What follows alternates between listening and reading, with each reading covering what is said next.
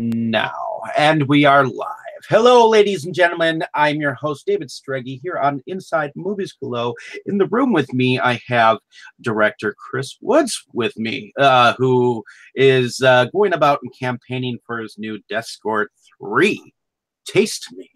So, why don't you tell me a little bit about where you're from originally and how did you get involved in the independent film business? Sure. First, David, thank you for allowing me to be on your show. Most definitely. It's a pleasure. But, well, I originally come from Utica, New York. Okay. It's a small city in upstate New York, and I always loved movies. I'm a big Star Wars fan. That's what I think that's the movie that drew me into kind of as a little kid, pretty much wanted to make movies, but really what put wanted to make with the movie that made me say, all right, this is what I want to do for the rest of my life, and was the original Night of the Living Dead. Okay. When I saw that movie when I was 14 years old, and that was the movie that hooked me into horror films. That's the film that, okay, I loved films before that, but I was a kid, but Mhm. now once I saw that film, I kind of knew, okay, I wanted to make movies. Okay. And I wanted to make horror films especially. And I kind of started writing short stories when I was a teenager, and in the hopes to one day, make a movie, and of course, I was a kid, and you're naive, and you're not sure what. I remember I actually mailed some short stories to there was a company that it wasn't George Romero, but it was his partner Richard Rubenstein, Okay.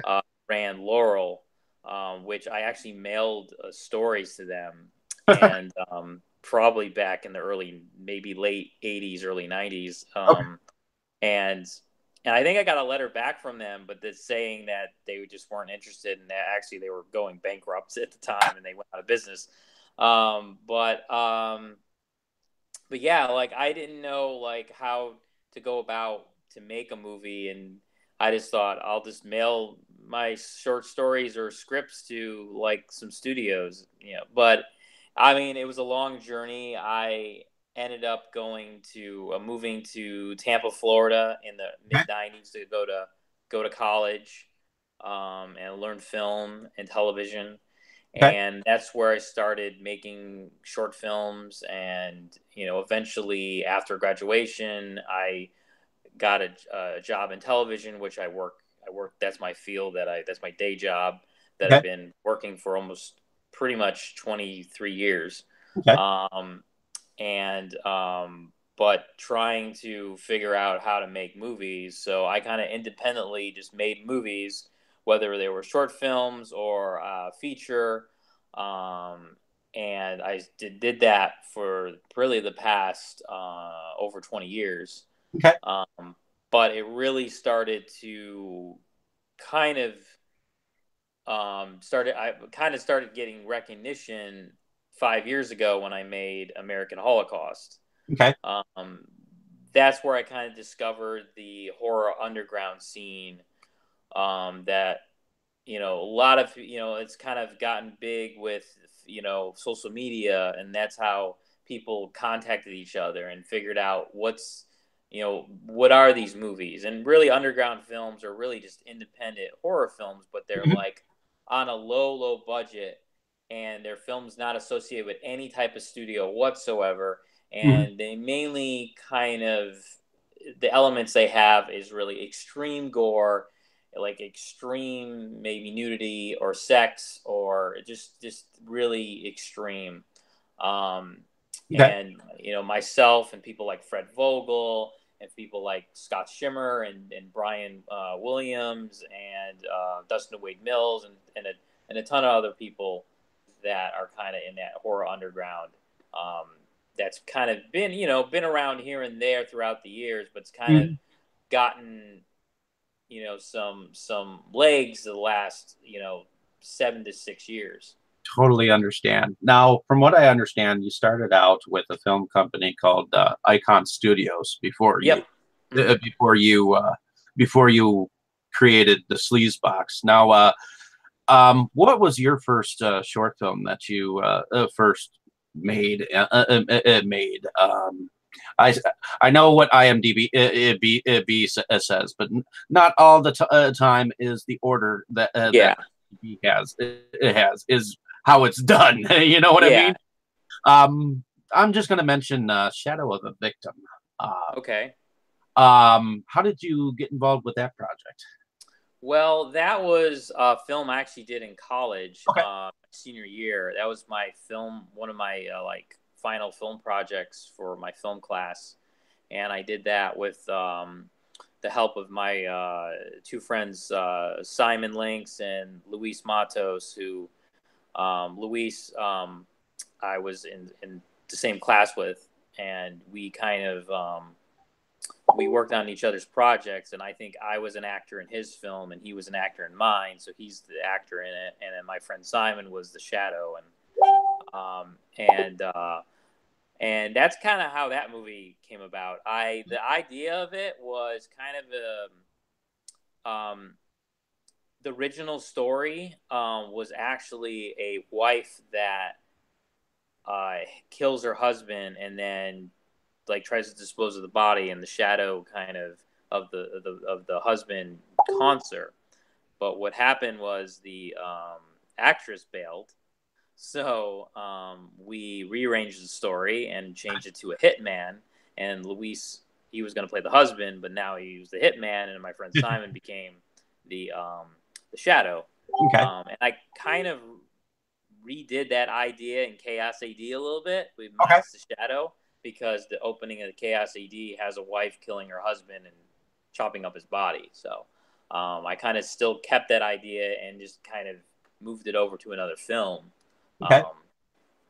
But that wasn't my first film. My very first film was technically way back when I was still in New York, and I made with a bunch of my friends. That was called Splatter. Okay. And that was back in 1994. Okay. And it was just like a goofy horror film, and we were just running around in Halloween mask and just like, I think it was like the idea was like I was a film director, and it was all my creations, all my monsters that I made in movies were coming to life and trying to kill me. So Okay. that was the basis of that film. But yeah, I did when I went to college, University of Tampa. They had a they had a closed circuit television station for the channel where only people in the campus could view, kind of like a public access. And I had a show on there called Creeping Death after the Metallica song. Okay. And it was kind of like a Twilight Zone or Tales from the Crypt and or Tales from the Dark Side, Creep Show type of show, anthology. And it was a bunch of different horror stories, and I did a bunch. I did like probably 6 or 7 episodes in the course of 3 years. Okay. So that was my first, kind of first films that I did as far as, doing everything on my own and stuff. Okay. I just figured I'd ask a little bit a bit about some of your earlier goings into what would eventually become Icon Studios, and then eventually. Yeah, no problem.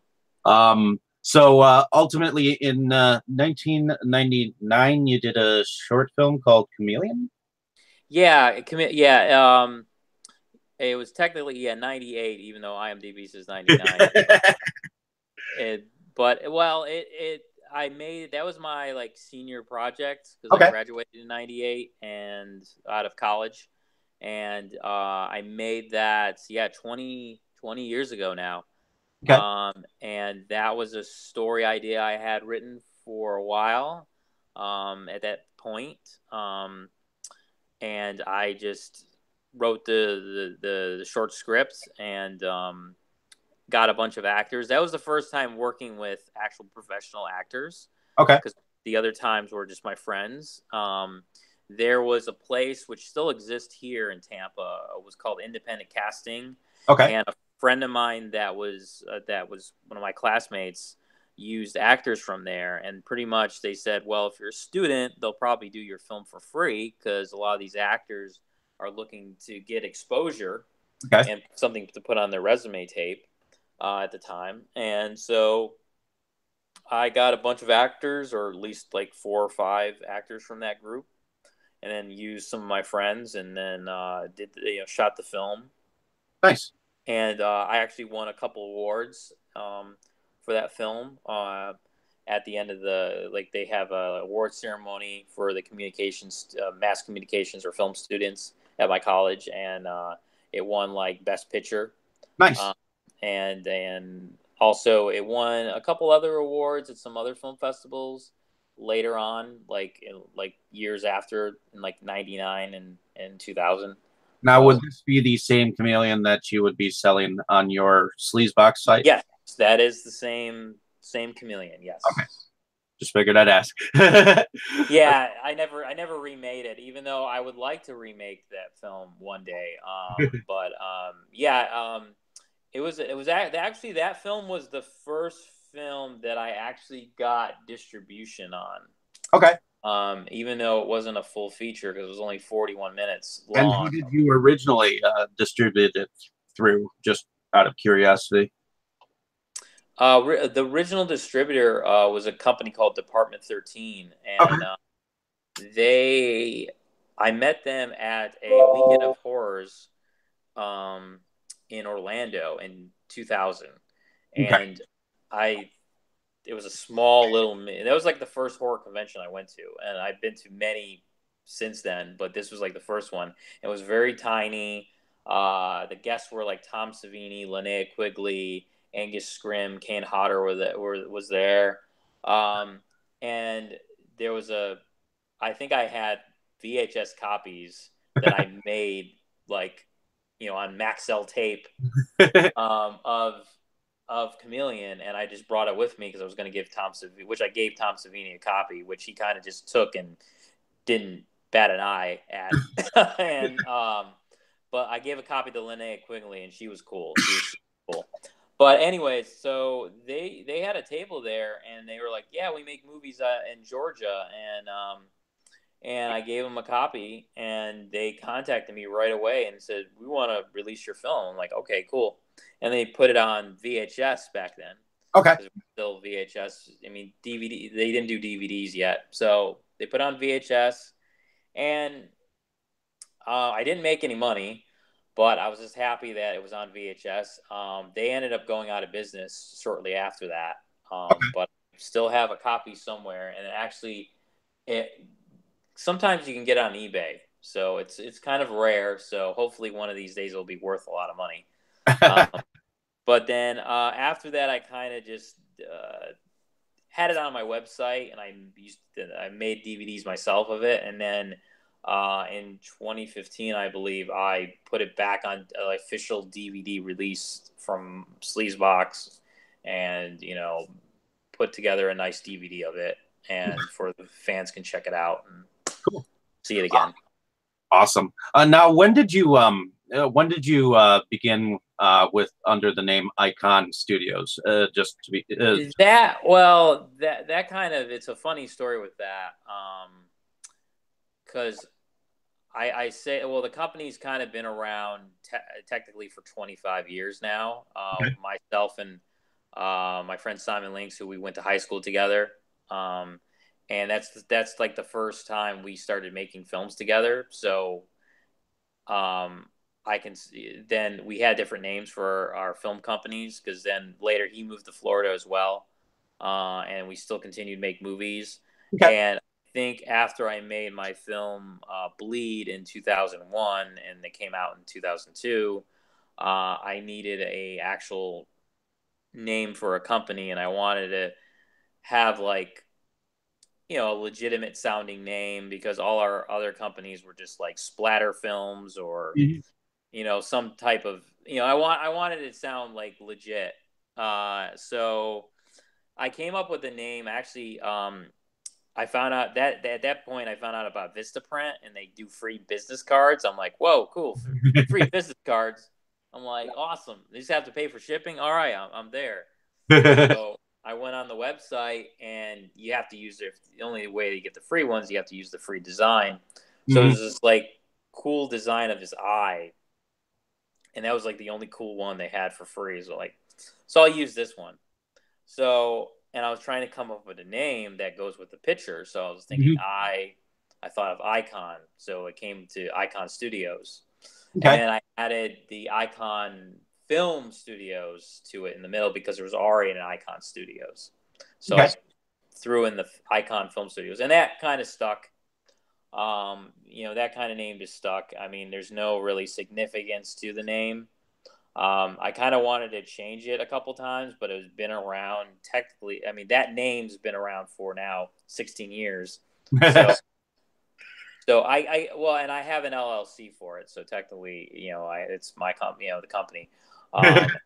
So that's how that company came, the name and the company came to be. Okay. And since you mentioned Bleed, why don't Hmm? you tell me a little bit about that project and how you got involved with that one? Yeah, that was like my first feature film that I did. That was feature length, and I kind of would the story of that was I was kind of trying to capitalize on Blair Witch, Okay. and I always say this: I hate Blair Witch, and I just never liked the film. But I like the concept of it, Okay. and I also liked at the time, and this is 99 and 2000 when I was kind of thinking about a film to make because I was working in television as a master control operator at a TV station in Tampa, and I wasn't making films for like really since my college days. Okay. So it was like two years since I made something, and I was kind of like getting down and getting depressed about that, and I was just writing and just writing and writing, and I figured, well, okay, if these guys made this cheapo film, I'm gonna make a film for cheap, and I kind of liked I used to watch a lot of these documentaries that were on TV. That was, I think, a lot of like True Hollywood Story was big then, and also Mhm. VH1's Behind the Music and all these documentaries, and either it was on musicians or Rescue celebrities. 911 or the things of that nature. Yeah, yeah, and I liked how they were made. So I was like thinking, well, how about if I make a fictional film, but make it like a documentary where there's narration, there's reenactments, there's stills, whatever. So I Mhm. came up with the story Bleed. I came up with the story was these two girls are investigating a murder that happened years ago of a film director that went crazy and killed his, cast and crew on a set of one of his films. Okay. And so they go to his house that he lived in, and apparently the murders happened, and they investigate the crime and everything. So it's made like that, but it's made like documentary guys, you know, had their footage and kind of telling the story. Okay. Um, So so and SOV. yeah, so like yeah, like and then kind of like found footage Yep. before that was fashionable. And But the movie came out in like 2002. I won some awards for that film. Um, that film kind of I'm eventually gonna re-release it on have a good DVD of it Okay. eventually. Um, I'm not very happy with the film. I mean, it's an okay film, but for me, I wish it could have been better. Okay. Um, but I'm not gonna pull a George Lucas and reinvent the movie like he did with with Star Wars. But uh, eventually I just release the film as is. I just haven't had the time yet, but maybe for the 20th anniversary, which is not that far away, 4 years away. Um, but so that's how that movie kind of played out. And but it a lot, people liked it when it came out at the time. I thought it was gonna. That was another thing. When I was naive, I was thinking I was just gonna submit that to film distributors and they were gonna release it, but Well, no. and you never know in this day and age. There are a lot of people who tend to seem to like the SOV found on footage style, at least in this day and age. So Yeah. you never know exactly with the crowd that you have. So who knows down the road. So ultimately, then you made another short film called "To Live Is to Die." Yeah, that was kind of my friend Simon. He wrote the story to that along with myself and my other friend Mike. And that's kind of a character. We kind of came up with characters and stuff. And technically his character is Simon Lynx, because his real name is Mark. I don't want to. Yeah, I don't know if he wants me to give away his real name, but he went by Simon Lynx. So that was his character too. That was his character in Bleed, and then also did like a spin-off, which was To Live Is to Die. So that was another Metallica song, and yeah, that we did that right after Bleed, like a year after Bleed, maybe. In 03 we filmed that. Um, and yeah, that was just another. We just after that Bleed, because we just did short films because it took too long to do features. So we just to because movies were like our drug. So we're like, let's keep making movies. So we just made little short films like To Live Is to Die, Remembrance, Red Moon was another one, Broken Tomorrow was another one, Sever was another one that we did in a course of span of 3 years. Okay. And where did you happen to film Bleed and To Live Is to Die? By the way, we filmed those in Tampa. Okay. In Tampa, Florida. Okay. And then as well, did you use any actors or actresses that you had in the past with like Chameleon on these two short films as well, or? Well, the ones, Chameleon and Bleed, they were different actors, because obviously they were years apart. Because Chameleon I shot in '98 and Bleed was in 2001. So a lot of people had left or they were moved away. But I did get the actors from the same place that I got the actors from Chameleon. Okay. And a casting. So, and some of those actors that were in Bleed were also in To Live Is to Die, Okay. Remembrance, and other movies as well. So, so I did use in that span of between 2001 and 2005. I used like this pretty much the same actors with some new ones here and there. Okay. And I'm just going off of let's see. Then eventually you went and did a short film called Spaventare. Oh, Spaventare. Spaventare. Spaventare. It's Italian. Yeah. Why Italian don't you tell... for scared or frightened.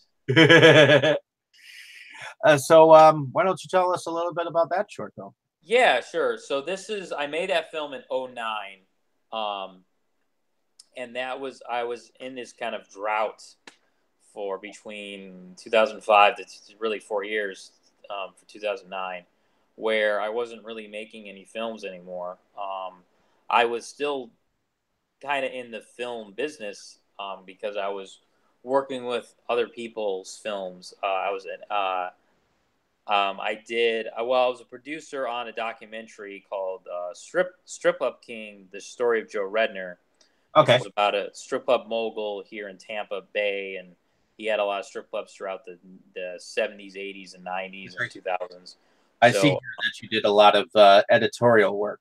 Yes, yeah, and camera work. So, yeah, like between 2007 and 8 and 9, I was doing a Strip Club King. Then I was doing a film called Brainjack. I was the editor on that film. Okay. And I was the editor on Herschel Gordon Lewis's, who's one of my idols. I was the editor on the Uh-Oh Show. And that was a pleasure an honor to work with him. Um, and so I was kind of doing, working on other people's stuff. Okay. So, but I was, it was cool, but I wasn't happy. Okay.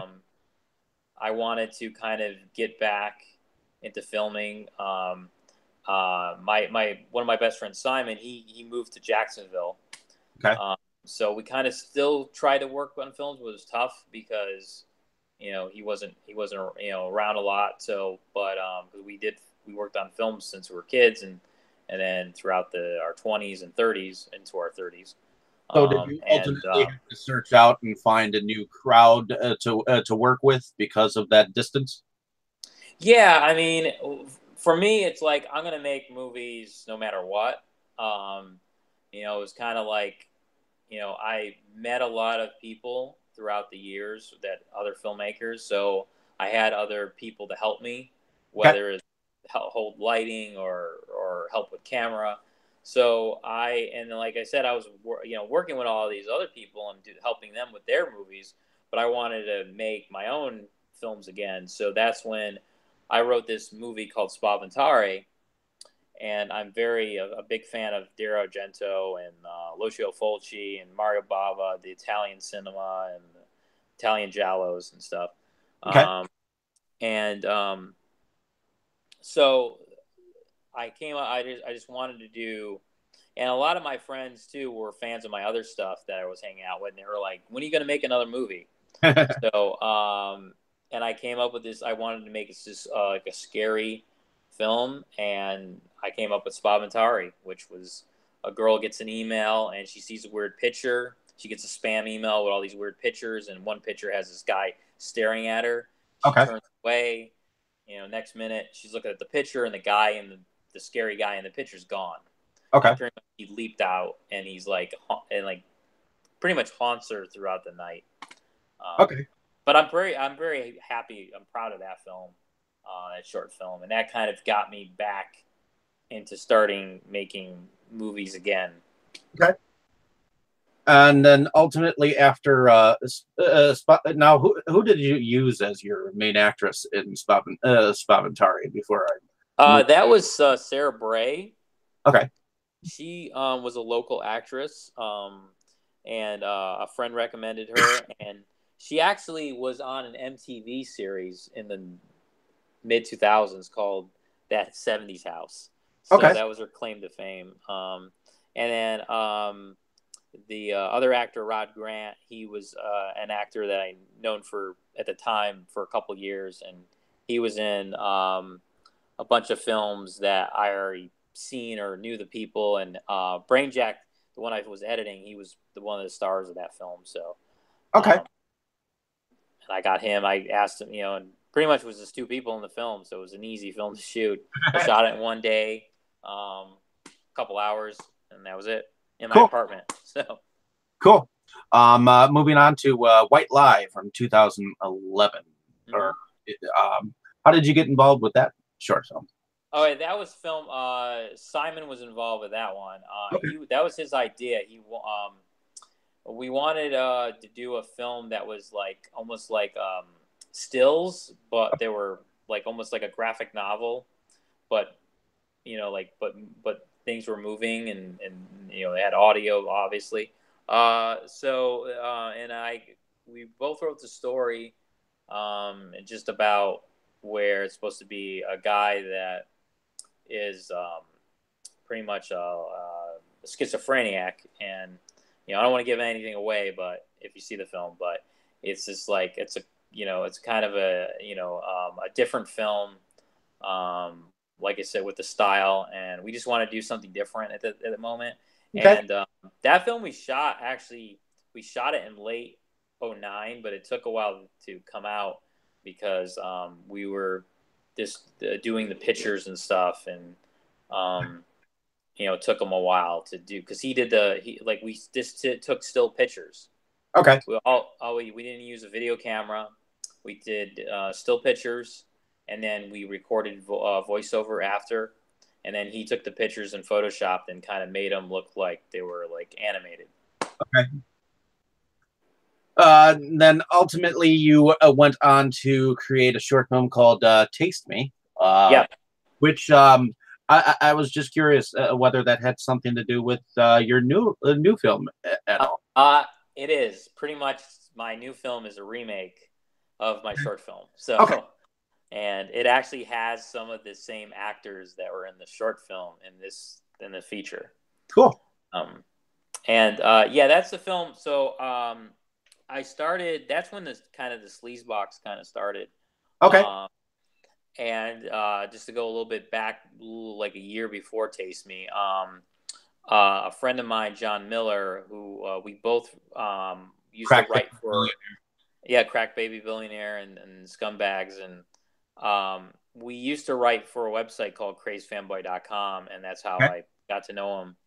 And and he wanted to make films, so I helped him get his first, help him shoot his first short film, which was Mondo Sacco.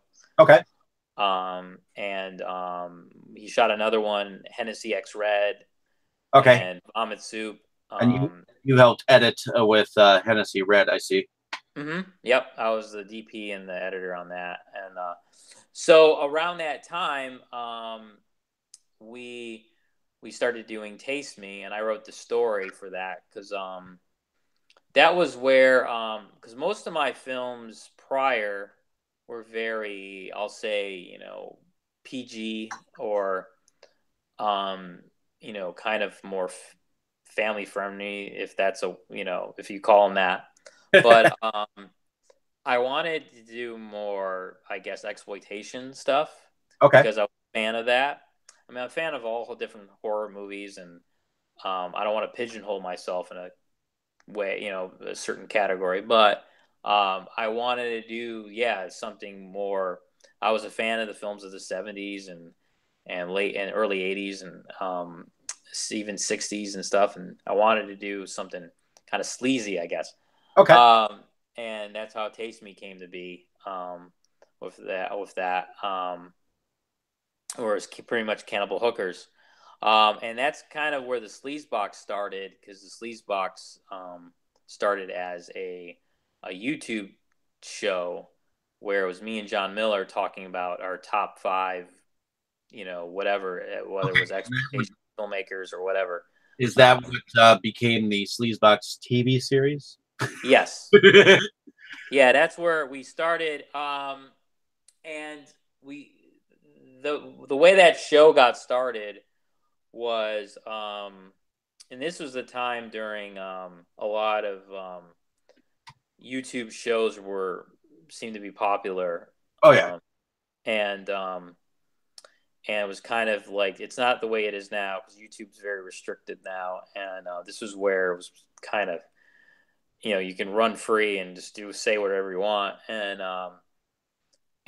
we wanted to do a show. I think originally we were going to do the show for a website Okay. and for our friends, and then they just weren't. They were dragging their feet with stuff, and we ended up just doing it on our own and putting it on our own YouTube channel. Okay. And we just started doing once a month. We had a new show, and it was like 10 minutes, 15 minutes, whatever. And it started catching on, and we were still we were still making little short films and as well, and doing a show on a monthly basis. And I see that you did before you got into American Holocaust, you did a short film called Dark Comedy. Yeah, yeah. That um that seems to be a little bit of a different short film where it spawns off into comedy instead of horror. yeah, almost in a way, pretty much. That was, like, I guess, the last of my wholesome films for Okay. now. Because that was it was kind of an ode to Twilight Zone. Okay. um the film revolved around a late night talk show host, like your Johnny Carson, and it was pretty much where the talk show host is on his way out and getting replaced by a younger comedian, and he doesn't want to leave, he doesn't want to quit, so he makes a deal with another station, and he's really much making a deal with the devil, and he doesn't know it. So, so it was. I mean, the film is pretty much, not a lot of comedy in it, but more drama and Okay. more that kind of. But I was very happy with the way that came out, and a lot of people liked it. And you know, I was happy with it. It was something I kind of wanted to do. I had an idea for it for a while, and Okay. my good friend and actor Joel D. Winecoop, I kind of envisioned him as that role, and he did an awesome job in it. Now I Uh, understand that you distributed some of his films for a little bit. yes, Slasher Weekend's one of them. Um, and I'm going to distribute another. He started. I mean, he started in a lot of my films and a couple other films from other people I distribute from. Okay. But Slasher Weekend, I'm currently distributing, and there's another one coming out later this year called Wine Coop Tales. I'm going to put out. Okay. Um, but yeah, Joel's a good guy and a good filmmaker as well. Cool. And now let's get into American Holocaust. Okay. How did you get involved with that film? And did you have any actors that you used from your previous short films in American Holocaust? Yeah. So okay. So the origin of American Holocaust was it was myself and John Miller. Both of us, we're doing a Sleazebox show. We're making short films, but we want to really make feature films, and we were trying to figure out what to do, how to make a feature, how to make at that time in 2012 at that moment. How to make a feature film because most of the feature films that were being made locally were made for 20, 30, 40, 50 grand. They were shot on the red camera. They were shot on, all this high def, really expensive stuff. And I still remember this day. It was myself, John Miller, and my other friend and filmmaker, Shelby McIntyre, who was the director of Strip Club King. We went to Tampa Bay Rays game, and we're at the Rays game. And at the time, Shelby he was working with a like a product like a kind of distribution guy, like sales rep. He was working with him and helping him get movies. And I think John was talking to him during the game and asked, hey, what movies at that point in 2012, what movies were selling good, like horror films? Hmm. And he was saying found footage movies. Okay. And when he said that, I remember a light bulb went out in my head, off in my head. And I remember I turned to John later and I said, and at the time I wasn't a fan of found footage. I did my film Bleed, which is kind of, pretty much found footage as well. And I said to him, like, let's make a found footage movie because a found footage movie can be cheap. The way that's when Paranormal Activity was big and all these other films. And, let's make a film like that. We don't need, the structure is different for it. Like you don't need to worry about continuity. You don't have to have perfect lighting, have perfect sound, and we can just make a movie for really cheap. Okay. And we're like, okay. So then it came to figuring out what we're going to do, what kind of movie we're going to make, and the story and all that. So, I think the first story I came up with, I was writing I was like thinking of a vampire story or something, and Yeah. like they were like kind of like vampire zombies, almost like in a house on Halloween, like people trapped. But I was like, okay, we have this, maybe we'll do this. This might be easy to do. But then I saw a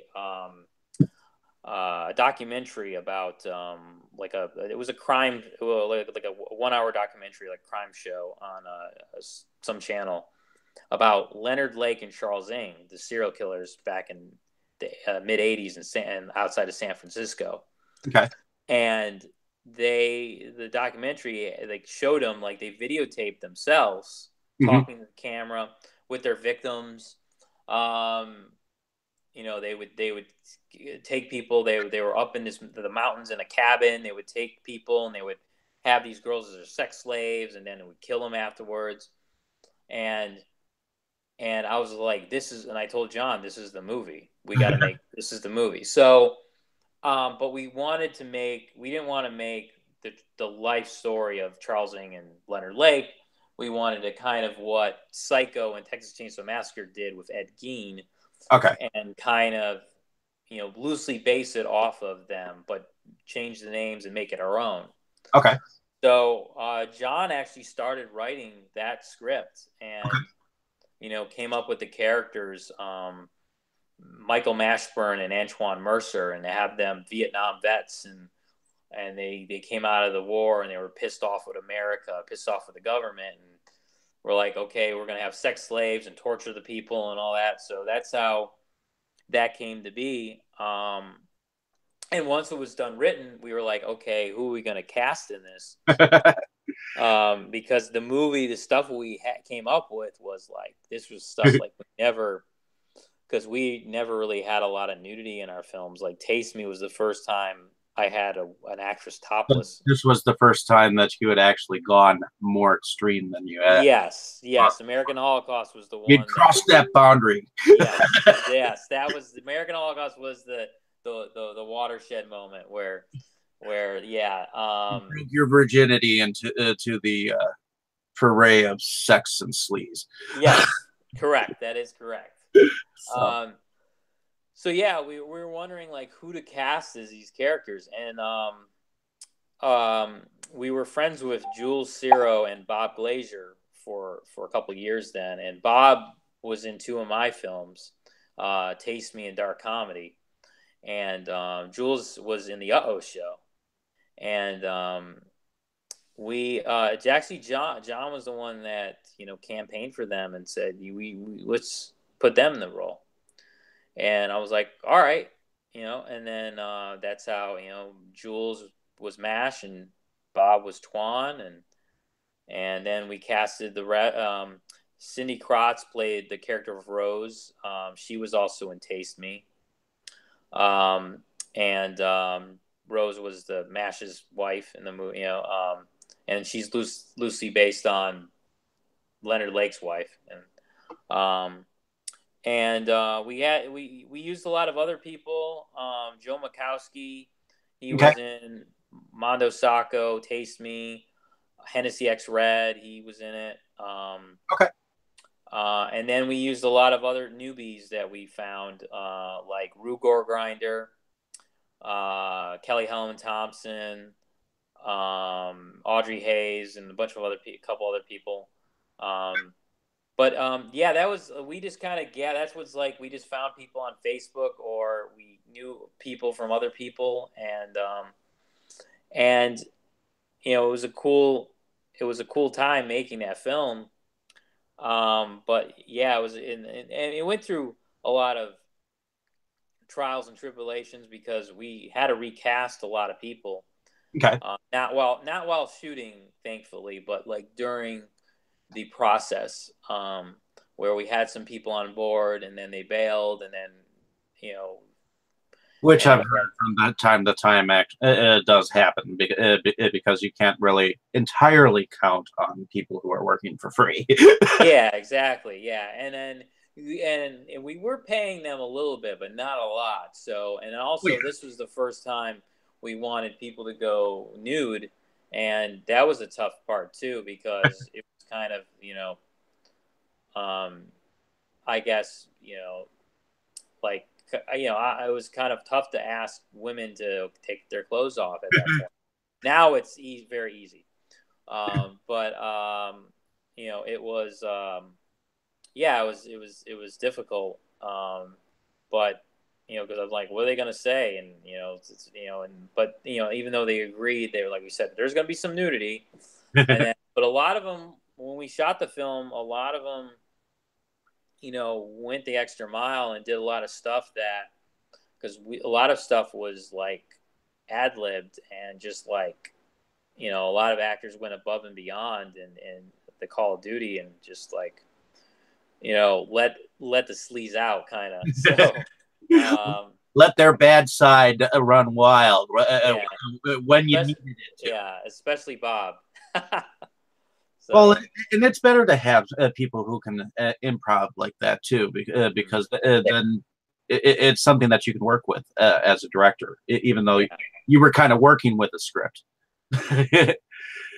right? Yeah, we did have a script, but a lot of it, became ad lib, and because we wanted kind of that natural feel and kind of spontaneous feel to the movie, because it was found footage, and we wanted it to feel real.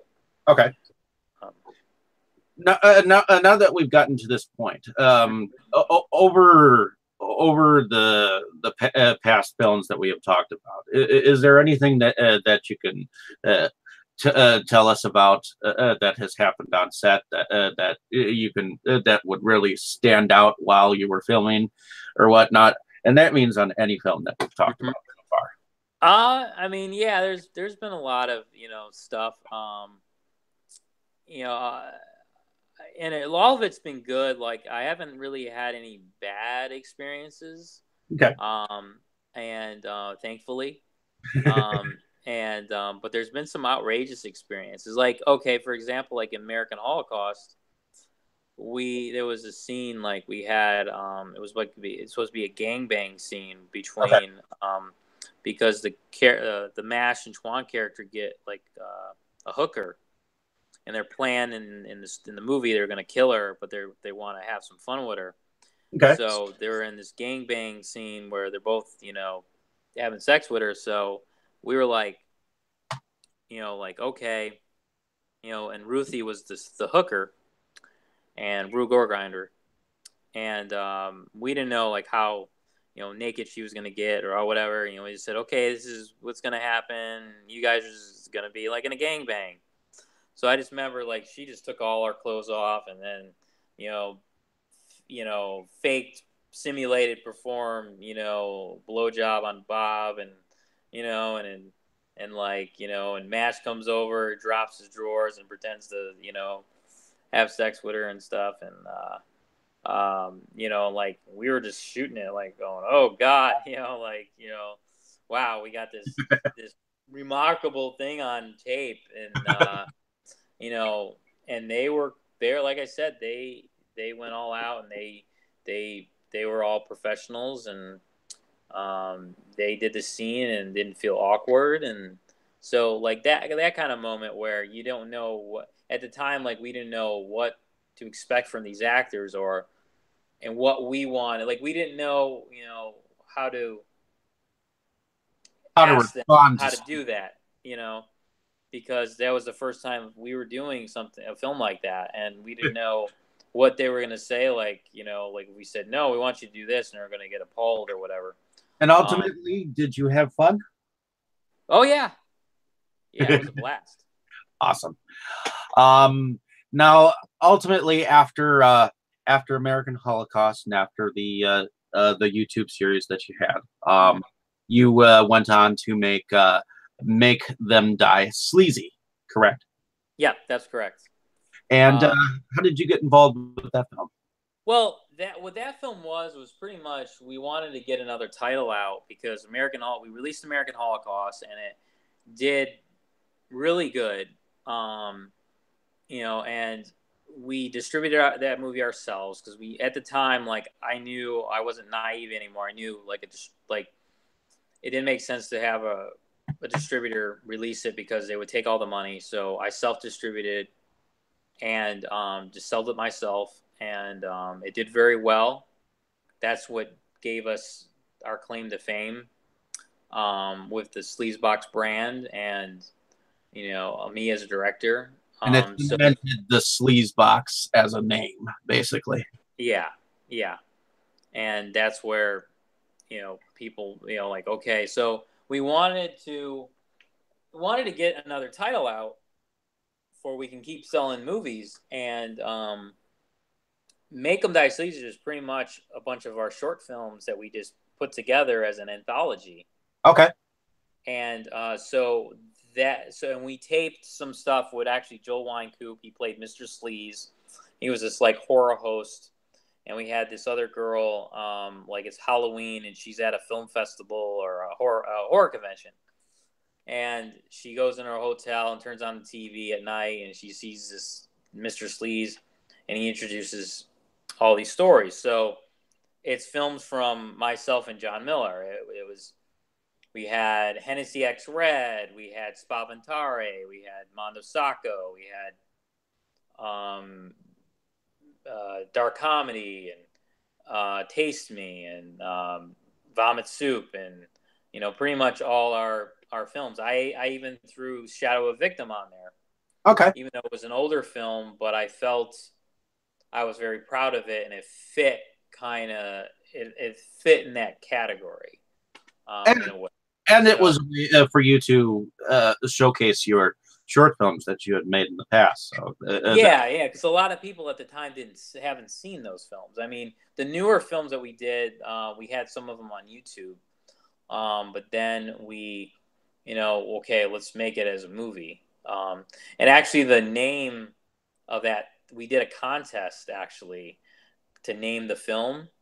Okay. And so someone like the someone came up with that film name, Make 'Em Die Sleazy, after the Make 'Em Die Slowly Cannibal Ferox movie.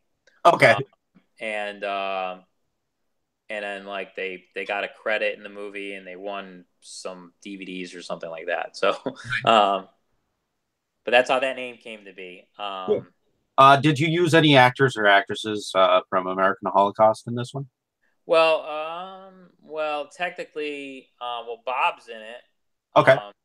And Joe Makowski, because they're in the short film. So okay. Yeah, that was pretty much it. And Cindy Kratz, because she was in a Taste Me short in the short film. So. Okay. Cool. And then in 2000, right after that, you did a film called Naughty, Dirty, Nasty. Yes. Why don't you tell us a little bit about that? Well, yeah, there's an interesting story behind that. Again, we were trying to make more movies fast because, we were getting popular, and we only had, at the time, 2 titles. And we and also real quick, that's when we decided to release other people's films, because we can, we that's what I think right before Naughty Dirty Nasty, we released Burglar from Hell and Hell Walks the Earth. Correct. Burglar from Hell's directed by Phil Herman. Okay. And he made that film in 1993, but it never got out on DVD. Terrence Muncie made Hell Walks the Earth. That came out in 2006 or 7 or something like that. Okay. And that never really got an official release. So we found these other filmmakers that we kind of knew and said, hey, we'll release your films and you'll get a percentage. And so that's how that started. And then how did you meet Sean Donahue? From what I understand, you've done some editing with his films or whatnot and distributed some of his films. Yeah, so Sean, me and him, we currently work together on our films. But Sean, yeah, like this kind of segues into Naughty Dirty Nasty, because that was Naughty Dirty Nasty was like the first film that we worked on together. Okay. No, I knew Sean was another local filmmaker. Okay. Like he kind of, he kind of was new at the time. And he was making films like Housewife Slashers and Die Die Delta Pi and Joe Vampire. Okay. And I was the editor on Joe Vampire. So we just knew each other from going to film, like seeing each other at film festivals and film events, and we always said, we should make a movie together. Cool. So pretty much at the time when me and John Miller, we wanted to get another film out there for cheap, and we actually were originally we had this idea to put Rue Gorgriner from American Holocaust in a movie, kind of like those old Playboy pictorial videos where it was about, like, we were gonna, like, 'cause she was a big horror fan, show okay. and have her like in little skits and stuff like that. But she kind of started being unreliable and it wasn't so. And I remember talking to Sean Donahue about the film, and this is in late 2013. So, and I was telling him about it, and I wanted to get other girls in it, Okay. and he kind of suggested, because I was kind of venting my frustrations about Ruthie and things. She's unreliable. I don't know if it's going to work. And he's like, why don't you just use these other girls? And he introduced me to Crystal Pixie Adams and Ashley Lynn Caputo. Okay. And he worked with them before. And he was like, you should have them in the movie and then do the same thing, but just use them. And I said, oh, okay. So that's what we did. And we had 2 other girls in it that we used. And it was just four women. And we did these different skits and, and just put it together like it was a big music video. Okay. And we had Bob Glazer's in it. He played the sex demon. We put them all in this demon makeup. And so that's how that movie came to be. And that movie, I remember that when we released that in later in 2014, Okay. it did very well. Like its first week, like it sold a lot. Okay. Cool. And then ultimately, you went on to Indiegogo over a year ago to fund fund for the first time on a platform like that, Chaos AD, correct? Yeah, that's correct. Yep. And then that got funded. And why don't you tell us a little bit about that film and how you got into that or how it went? Okay. Yeah. Well, Chaos AD, that's a film I've wanted to make for, at the time, almost 20 years. I written the original story, which was called Freak Show. Okay. Back in 1995, and kind of rewrote it a couple times throughout the years. And then finally, I was able to say to myself, okay, I can make this film with the resources I had and the people I knew. So I rewrote the screenplay for like the 5th time. And it was right after we did Escort Service. And I wrote it and then casted it and then shot it in early 2016 and released in July of 2016.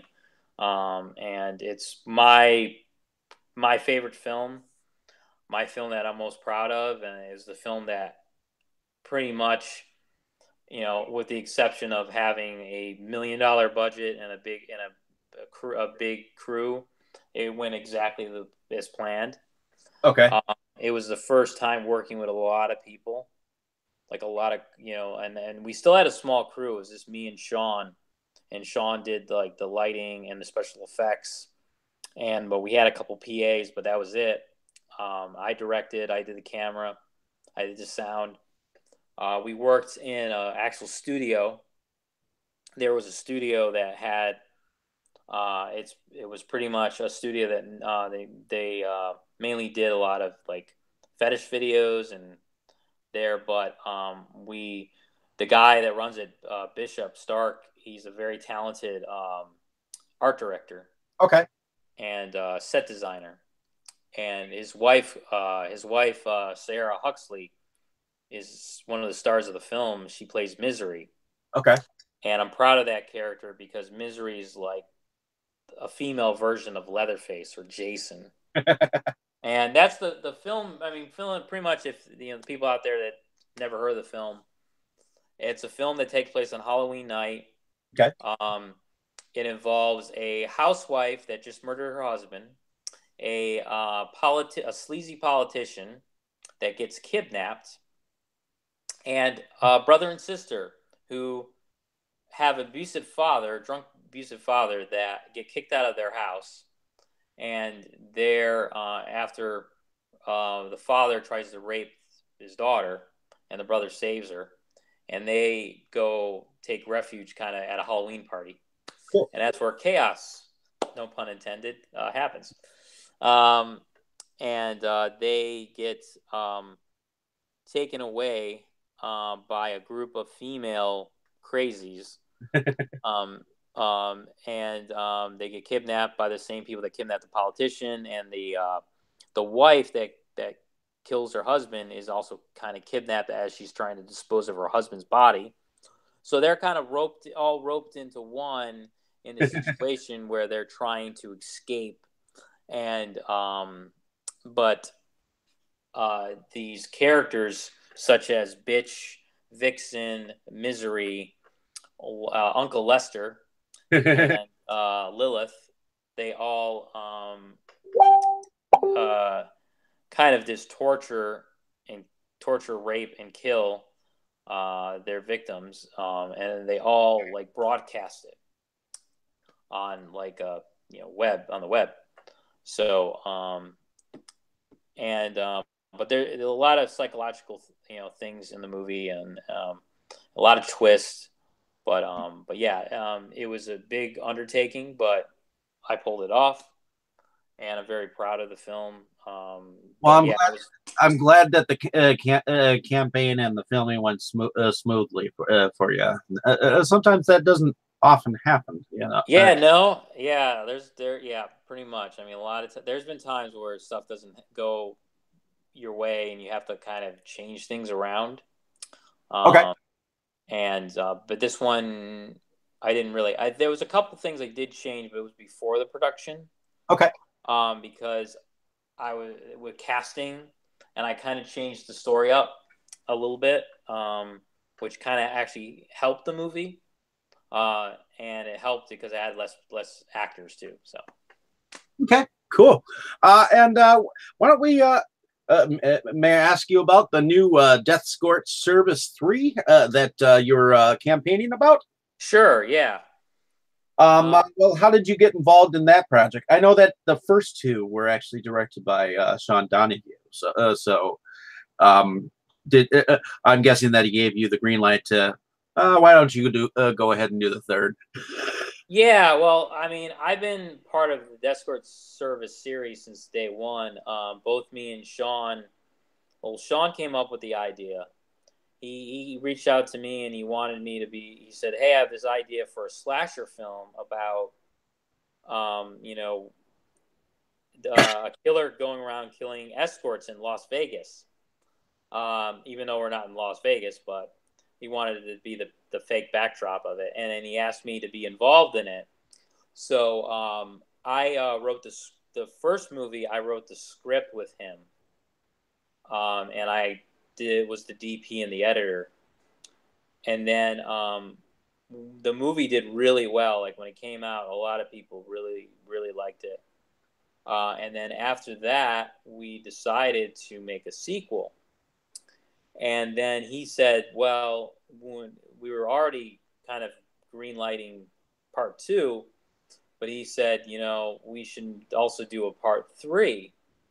And he wanted me to direct part 3. And I said, well, I was thinking of my short film Taste Me, because Taste Me is so, has the thing, so that has cannibal hookers, and it has a lot in common with the other Death Escort films. I said, well, we both kind of, wanted to do like an homage to Halloween, where Halloween 3, Season of the Witch, has nothing to do with Halloween 1 and 2. Mm-hmm. So to an homage to Halloween 3, we wanted to do Death Escort Service Part 3 has nothing to do with Part 1 or 2. And it kind of helps because after Part 2, you can't really go any further with that storyline. So I was like, okay, let's do Part 3 and make it Taste Me. Make it, because I always kind of wanted to make that short film into a feature, but let's tack on the Death Escort Service, franchise to it. Okay. And and the other cool thing about it is we brought back actors from both 1 and 2. So if a lot of the actresses that we used died in the first one, so we couldn't use them in part 2. So we brought everyone back, and they played different characters. So it's also like an American Horror Story where it's the same actors but in different characters in a different scenario. So that's how that kind of movie came to be. And right now, we got an Indiegogo campaign going on, and we actually reached our goal. The goal of 2,000, but Cool. we still have plenty of time to make more money on it. Cool. There's the Blu-ray. You can get the DVD, Blu-ray, CD combo on Indiegogo, and that's the only place where you can get that special combo, because when I eventually release it, you won't have the soundtrack with it. The soundtrack only comes if you contribute to the Indiegogo campaign. And a lot of other different unique perks, props from the set, which is not that much left because a lot of people already grabbed them. But we have a lot of cool stuff. Go to Indiegogo, type in Death Escort Service, or it's Taste Me Death Escort Service Part 3. You'll find that. And right now I'm in the process of editing the film. I'm probably gonna, right after this podcast, I'm probably gonna work on it. It's gonna be out August 25th. Okay. At Tampa Bay Screams, which is a convention that Sean Donahue runs here, which is going to be its 3rd annual this summer, and we're going to premiere it at the event. Cool. And then it will release on Blu-ray and DVD short time after that. Cool. And why don't you tell us a little bit about where we can find some of your videos once again? Even though I know we already know that you're from the Sleaze Box, why don't you tell us the website and where we can find your videos or whatnot that you can buy? Yeah, sure. It's the www.thesleazebox.com. If you go there, you'll find all our DVDs, Blu-rays, even some VHSs. You know, all our films that we have in our library. Cool. And we're on all social media. We're on Facebook, which is just I think facebook.com/sleazebox. I got a Vimeo channel. Just type in Sleazebox and just Google Sleazebox. We'll come up all over the place. You'll see tons of reviews on our films. IMDb, I'm on IMDb, Chris Woods. See all my films. But yeah, just Google the Sleazebox or Sleazebox or American Holocaust KSED. You'll find all of our stuff. Alrighty, cool, man. Well, I appreciate you coming on and telling us about your whole entire film career here. It's definitely some cool stuff for people to listen to. So appreciate your time. Oh, thank you. I appreciate you having me on the show, and it was great. My pleasure. Most definitely. And once again, my name is David Strege here on Inside Movies Galore. I also write for a blog called Movies Galore of Milwaukee, where you can find us on Facebook. I'm also a somewhat small-time producer. One of the titles that is coming out sometime later this year is Wrestle Massacre with Brad Twigg. And I'll actually have a bigger producer title on that. So I was kind of surprised over the last year of being able to have the opportunity to work with him on that. So in any case, stay tuned, listen in. Later on tonight, in fact, shortly, we'll be having a group film discussion on the creatures from the Black Lagoon.